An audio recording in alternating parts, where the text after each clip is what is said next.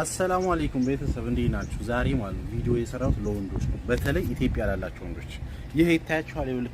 ከኋላ ያለው ይሄ ቪላ ይታያችኋል አይደል? ይሄ ቤት ቢያንስ ሶስት ፎቅ አለው።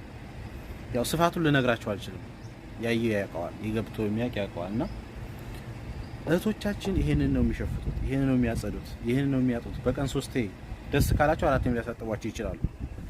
እና ኢትዮጵያ ሆነ አንተ የቀዘቀዘ ድራፍትህን ጫትህን ጋሌሳ ያማራጥክ ይቃም የወር ደመወዝሽን ካላክሽ እፈታሻለሁ እያልክ የምታስፈራራ ወንድ ወተህ ስራ።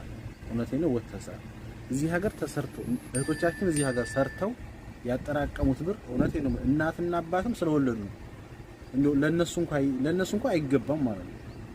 እና እዚህ ሀገር ደግሞ አግብተህ ወይም ደግሞ ሚስት ኖሮህ በወር ኢጃዛ እያስወጣህ የወር ደመወዟን ካልተቀበልኩ እያልክ እሪቁቁ የምትል ወንድ ልጅ ማለት ነው። እሪቁቁ የምትል ወንድ ልጅ እውነቴን ነው የምልህ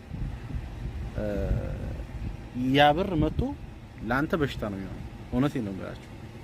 ስለዚህ አሁን እህቶቻችን አበዱ፣ እንደዚህ ሆኑ እያላችሁ ታሟቸዋላችሁ።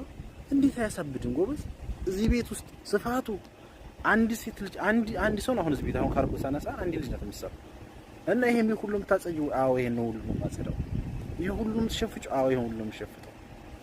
ስለዚህ ክብር ለእህቶቻችን፣ አረብ ሀገር ላይ ላሉ እህቶቻችን ክብር ይገባቸው። እንደዚህ አፈርድሚ በሽተኛ የሚሆኑት እኮ አብዛኛው ኢትዮጵያ ሄደው እኮ ወይ የሆነ ችግር ይገጥማቸዋል ወይ የሆነ ነገር በቃ እንደዚህ እኮ ናቸው። ስለዚህ የኢትዮጵያ ወንድ ሆይ ቂጥህን እያዘናበጥክ ከሴት ብር አትቀፍል፣ ወጥተህ ስራ ነው የምልህ። ተሸከም፣ በቃ መሸከም አለብህ።